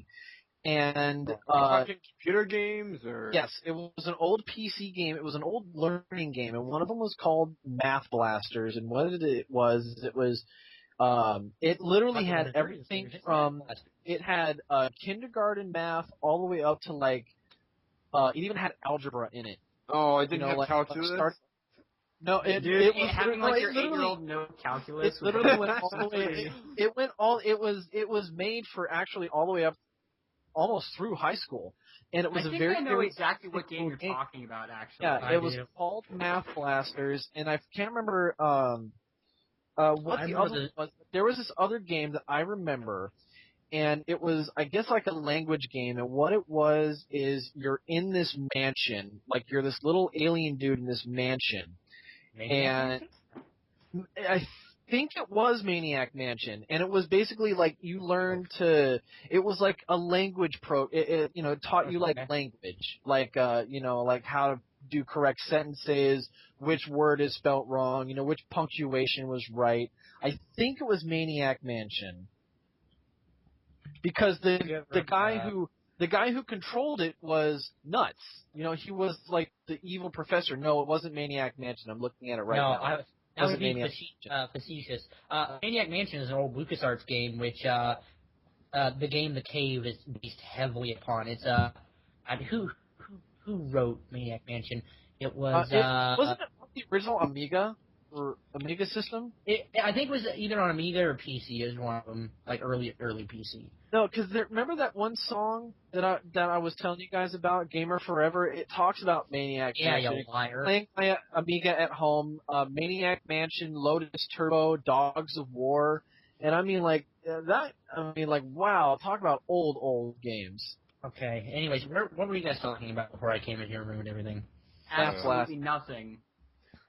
Well, we were talking about the EQG promo, the second one. What was that? Okay, here's the thing. I can understand Rainbow Dash, playing guitar, because, Rainbow Dash is rad and everything. I can't understand Trixie playing guitar. That's stupid. That's convoluted. I can see Trixie doing that to try to one-up her, but playing it on her own, no. Like, no offense, I can see Rainbow Dash going to a rock concert. I can't exactly see, Trixie going to, a Kiss concert or something. You don't know that. She seems to be pretty hardcore. Yeah, she's a big, she's part of the Kiss Army. Huge fan. Ridiculous. But, her favorite member is Peter Criss. I mean, that kind of discounts her anyways. Yeah, pretty much would, wouldn't it? But now, one of the things that I found kind of weird is that they're both going after a double neck guitar, which, honestly, does anyone play a double neck guitar? Yes. They did. There was a band that did dreams. it back in the 70s and 80s. That was the big thing. Who? And that's what I've never heard of that. I've there never was actually heard of there was a guitarist. Actually, Alex Lifeson from Rush was famous for playing double neck guitar. Really? I can see Rush doing it. Yeah. I played one of the Guitar Hero 3, if that counts. What was that? That I played one of my Guitar Hero 3. Oh well. I I remember Guitar Hero 3 having a double neck guitar, but anyway. It did. I know. It did. Yeah. But did you play the game with that thing? But no, this is what I'm. Remember how I was mentioning before how the Rainbow Rocks. I have the subtle feeling that they're literally bringing back an 80s style of music because if you look at the way they're dressed up, I mean, like hell, nobody has used a freaking keyboard in music in forever. And I mean, like the way they're using it. Subtle. It's not subtle. How can you say they're subtly bringing it back? This is a frying pan to the face. It's not subtle. Subtly bringing what back? This is 80s music. Worse. It's a tacky frying pan to the face, and that's worse. Yeah, it's literally multicolored frying pan to the face. Look at, and the one I keep referring to is Gem Jam and the Holograms. That's exactly what they're doing. Gem and the Holograms. Are you speaking a different language right now? Yeah, right? I have no idea what's going on. I wonder if Hasbro can bring back Gem. You guys don't know who Gem saying groovy? Have you guys never seen Gem? I know what it is. I'm just being an asshole. You guys, she's truly outrageous. Okay, look. No, I actually haven't seen it. I lied. Here's a link. Here's a link to Gem Jams and the Holograms. It literally is Rainbow Rocks. It literally looks exactly like Rainbow Rocks, but back in the 80s. I have a question. What? What was the purpose of shows like Gem and the Holograms and like what were some of the other shows that basically they were bands who were traveling around something? All I can think of is Sonic Underground. There was Gem Jam. Sonic Hang on. The ones I remember are Gem and the Holograms. Hang on, Josie and the Pussycats, Jabberjaw. That's what I was thinking of. Basically, what they were doing is it was the 80s version of Scooby-Doo. Since bands were the big thing, what they wanted to do is try to mix the whole, meddling kids or famous band members with Scooby-Doo because that was the big thing. But I don't want to say that whole thing started with acts like the Jackson 5 and the Partridge Family and the Osmonds and things like that. Oh, shit! Oh, fucking hell! Oh, my God. What? Did we just break this? What happened? What just happened? Wow. Wait, what happened? I missed it. Critical math. What happened? Somebody explain to me. I don't know. Maybe somebody told them some interesting news. Oh my God! It is no. Okay, I just noticed an original group picture. It is exactly Gem and the Holograms because one has a keytar, one has the guitar, one's the singer, one's the drummer, and one's the bassist. But who's the sixth? Bass? There's 6 instruments. Well, Fluttershy plays the tambourine. But Of course. Okay, then the tamborine's offshoot, but Gem and the Holograms had wait, 5 members. there's no bass, is there? Yeah, Applejack's on the bass, isn't she? Because I know no. Pinky's on the drums, Rarity's on the guitar. Yeah. I thought Applejack had the bass, Twilight was lead sing, and Applejack was on bass. Actually, that's a good question because I can't remember what Applejack plays. Guys, Any band, I in just saw any something band, really you can't do disturbing. anything without Guys, bass. shut up. Every BT's band trying to has talk. to have bass. I just saw something really disturbing. Okay, my downstairs neighbor has like 3 outdoor cats, and one of them likes to sit on my balcony, and it was Don't just tell me sitting you on had the railing. sex on your balcony. No, one of his cats was sitting on the railing of my balcony, and he was cleaning himself, and he fell off. I live on the 2nd story. Oh shit! Is he okay? Is it okay? Yeah, that's why I ran out there and looked, and it was walking around. I think it's okay. I think it's But- okay. I'm Well, pretty sure. they always land on their feet, so I Yeah, want but to that give thing that will cat a there's pat a down or distance something. Still wasn't good Yeah. for them to fall from, though. Yeah, my neighbor, he opened his door down there, and that cat won't let me come near. So it's his problem, not mine. I think it's okay. Like, I have a cat that likes to jump from my upstairs balcony to the downstairs. So, and he's fine doing it every single day. So I think Yeah, it's but he didn't jump. He fell. Like, he wasn't expecting it. He's like, oh shit. That's Look, terrible. Mom, I don't want to think I about love kitties getting you. hurt. That's why I got up and, That was pretty fun. And you're just, oh my god, running. That was a pretty good. All I heard was, oh fuck, oh shit. And I then just- suddenly your voice is fading away as you're screaming. Yeah. That was just freaking Well, hilarious. it's because my cat for watching him, and so I was watching them watching, him. That way you got to make sure they didn't do anything stupid like claw at the screen or something. It was like cat peer pressure. Well, my cats all 3 of them have claws, thankfully. You know what the best part of this is? We have it recorded. Yeah, right. I want to hear that later. Oh, crap. What? Are you serious? We have the scream isolated. Crab pizza. I'm gonna make that my new You ringtone. and Oh me. shit! Oh fuck! Oh fuck! Can I get that as like my ringtone? Yes, send it to every Go month. ahead. Awesome. Also, guys, it's 8 o'clock, so I may have to come back after I make some dinner. And yeah, that's honestly the same where do time. you go? So I everybody think knows it's time about for Yeah, another we McDonald's always run. Well, why don't we go on to just the last thing to talk about? And then finish up. Yeah. And then we can all just kind of hang out. Yeah, so I wanted to mention, this can be really short. I wanted to mention that My Little Investigations was just released as well. I don't know how many of you guys know about My Little Investigations. I actually did an interview with them on the Lightning Round probably about a year ago. My Little Investigations? Yeah. Maybe... No, I'm answering BT. I was He was asking what it was.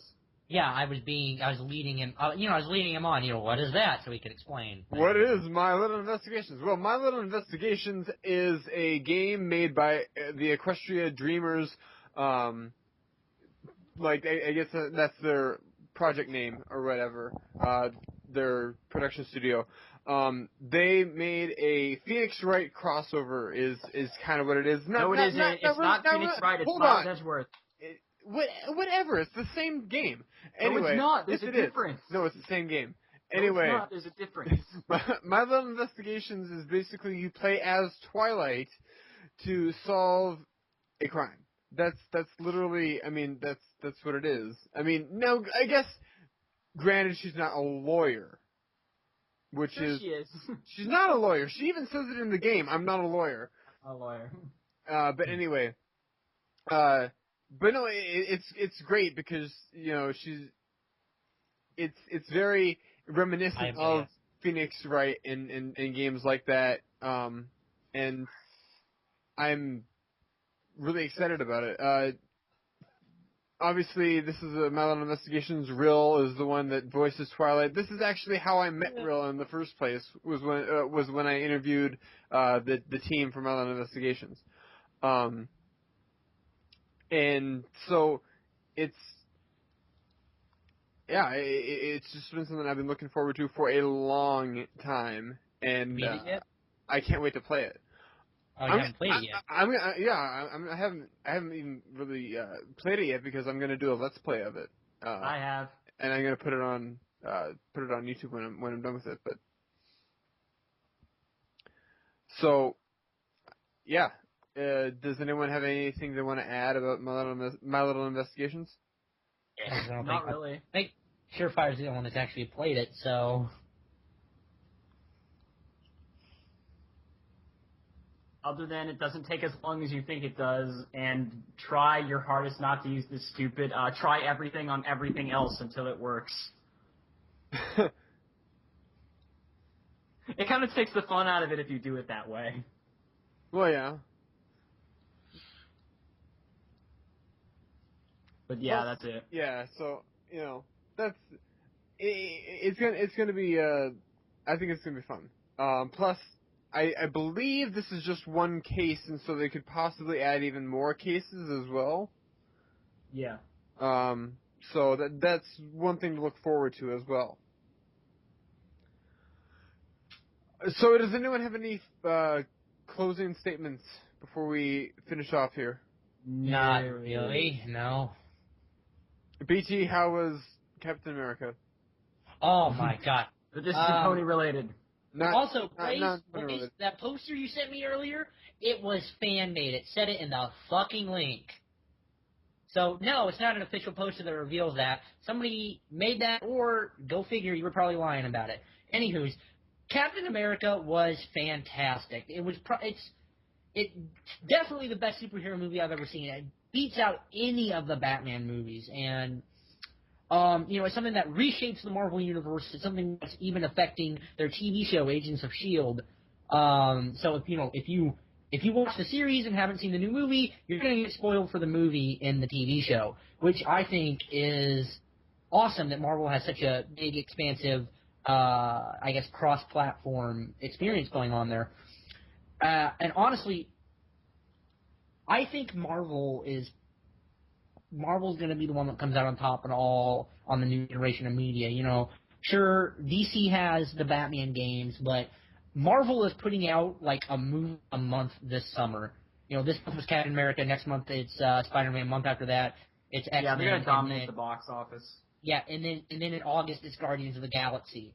And they've already announced that Captain America 3 is going to be released on the same exact date as Batman vs. Superman. And is honestly, that actually the name of the movie? Batman vs. Superman? Well, yeah, I believe so. Is that a placeholder title, or is that like the actual name of the movie? That's what it's been shooting under. That's what everything's been calling it lately, but I don't know if it's placeholder. I don't know if they're going to come up with a new name. They need to. But people are saying, whenever DC makes a Justice League movie, it's gonna blow Marvel out of the water. It's like, no, because they're showing up to a baseball game 3 years late, thinking they can still win. It's like, no, you can't. You're already done for. It's DC. You're fucked whenever you reboot your whole canon. Go ahead. I think that if they're doing this on the same day that Batman vs. Superman is released, I think that'll be the definitive battle. Whichever one does better in the box office that weekend is going to be the winner. I gotta disagree with you there. I think it's whatever does better is either going to be the Avengers 2 or Batman vs. Superman, because they come out I think Avengers 2 comes out next summer, and 2016 is Batman vs. Superman. It's spring, I think April. Anyways, so I think it's whatever reigns bigger there is actually going to be the definitive battle. It's almost like the console wars. They're not released on the same day, but it's whatever sells more overall. And I hate to say it, but I didn't like the new Superman movie all that much. It was lackluster at best, and I think. I thought your initial reaction, like when I talked to you about it when you first saw it, you loved the movie. Yeah, but here's the thing. I will say I love any movie if I come like if somebody was standing at the exit of every single movie theater after every movie I ever watched, and they went, "Oh, what did you like? Did you like the movie?" I'd be like, "Hell yeah!" Because it's not the movies I like so much. It's more the experience going to see them. Yeah, and then once that euphoria dies down, I'm like, okay, maybe that wasn't such a good movie. I loved Green Lantern after I first saw it, but now, my God. yeah, I also loved Green Hornet, but then after Oh, maybe come on. 4 hours. Green Hornet was actually good. It was closer to the original comic books than the other ones were. And then then this is what I don't like. How a lot of people like the stuff the directors choose over what happens in the original comics. Like, a lot of people think, oh, R.I.P.D. was such a horrible movie, but it's like, do you not realize that this is actually how the comic goes? But here's the thing. Comics are not written well. I hate to say it. Comic book writer. What about Judge Dredd, dude? Judge Dredd was a freaking badass comic. Judge Dredd, Calvin Hobbes. But that you know what I'm talking about, big superhero comics. Something like the Marvel and DC universes are more along the line suited for the bombastic visuals and awesome battles that they emulate, not so much the writing. They're not written very well, especially the dialogue. And you can't transfer that over, exactly, because it'll be a shitty movie. Like, I'm glad what they're doing with the Marvel Cinematic Universe, because they're interpreting it for the big screen. They're not just copy-pasting wholesale. It's why I also approve of the reimagining of a lot of the villains, like especially the new Spider-Man movie came out, like Electro and Rhino and Green Goblin. I respect that because they're innovating. They're saying, okay, let's go with the modern age. Let's not be stuffy and go and stick with what everybody knows. Let's try to change them up a bit. And that's why I think Dark Knight was also so successful, is because you took two iconic characters, the Joker and Batman, and you basically made them real, which Batman is not exactly a comic that's grounded in reality. No comic really is. But I think that really nice juxtaposition that they do with a lot of these movies is okay. That's why I didn't really like Superman, is because they kept it. It's supposed to be this movie especially was supposed to emulate Superman 2. I think it was Superman 2. The one with Zod. General Zod. Yeah, Superman 2. Yeah, that was the one. But it was trying to emulate it, and it tried to do it. They tried to innovate. They did, but it just fell flat with a lot of the stuff. And I feel that Superman is DC's worst superhero because he was the first superhero ever created, and therefore he is the most OP superhero. Therefore, he is very bad. Very bad. Actually, in DC, Captain America was actually the first official superhero, and then in DC, Batman was the first comic hero because DC stood for Detective Comics. And since Batman is DC's official detective, he was actually, if you look back in some history, he was officially DC's first hero. Actually, originally in the 1920s, DC Comics was called Action Comics, and their first hero was Superman. It didn't change to DC Comics until the 30s and 40s. And by the way, that's why. And how come the first issue of Batman issue 1 was in 1928 under the term Detective Comics? No, that's not whenever. That was not the Batman we know and love today. That was a different Batman. It was not like the actual Batman. Anyways, well, that's also still why Batman where his parents didn't die. It's still considered official, though. That's also why I hate DC, is because their name is now DC Comics, which is Detective Comics. And the point I'm trying to make is I don't think DC will last very well in the new age when transferring their old media to new media, where Marvel is succeeding at it so well.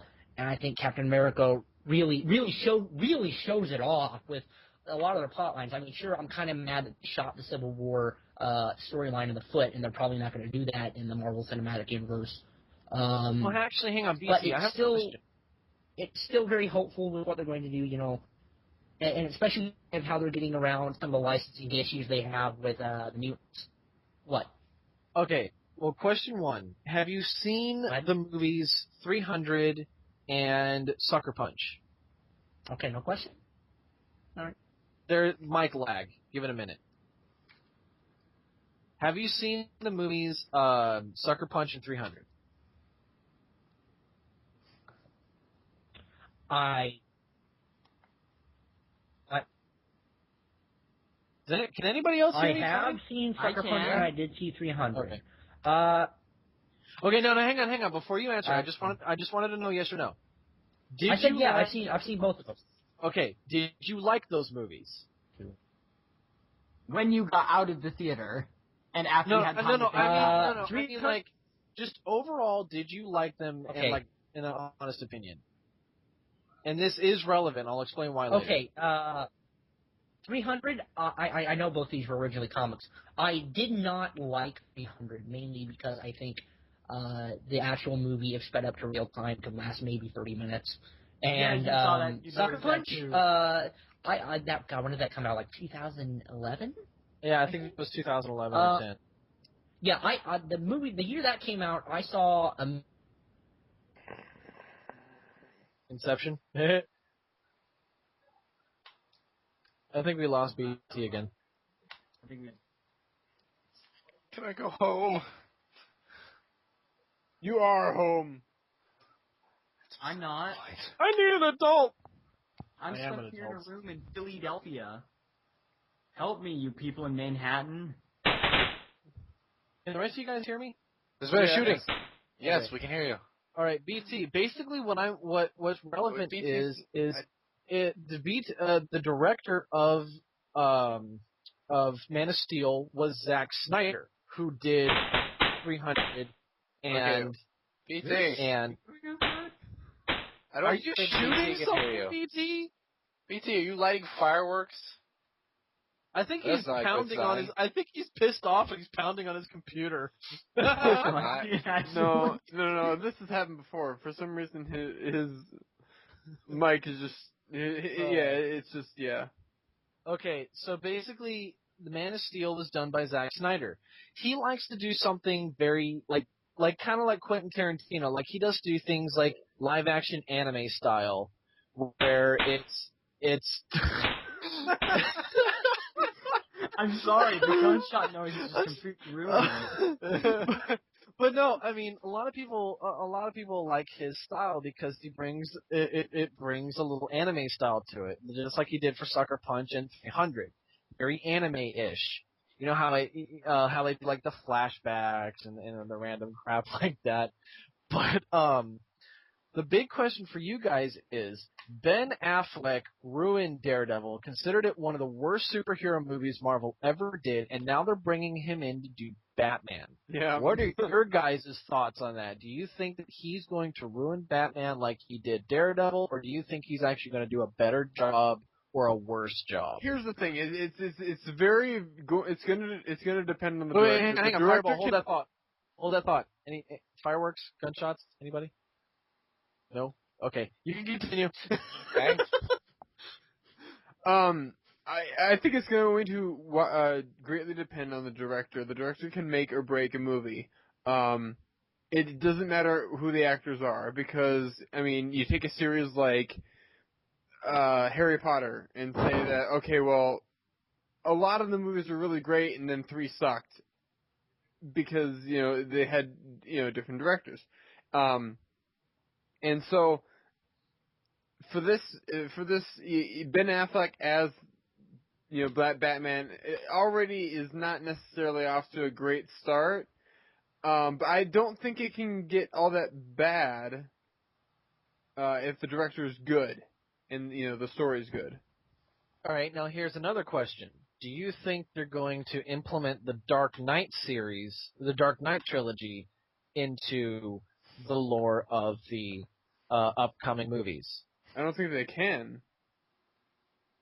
Yeah, because at the end of Dark Knight Rises, the person who is supposed to be quote-unquote Robin takes over as Batman's character. So how does Ben Affleck fit into all that, Well, I don't think this new movie is going to have anything to do with the Dark Knight trilogy, though.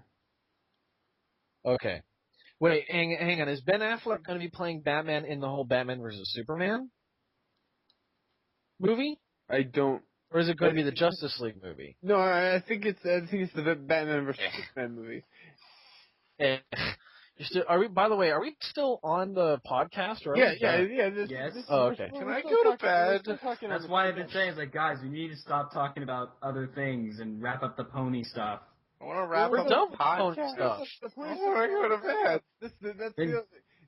See, here's the thing about Fanatical is that Fanatical talks about more than just ponies. Ponies is the main topic, but we talk about other stuff afterwards. Comics is where we happen to get sidetracked on lot this week. But so I'm gonna go ahead and end it. There's one thing I want to mention that I don't think I've told you guys about yet.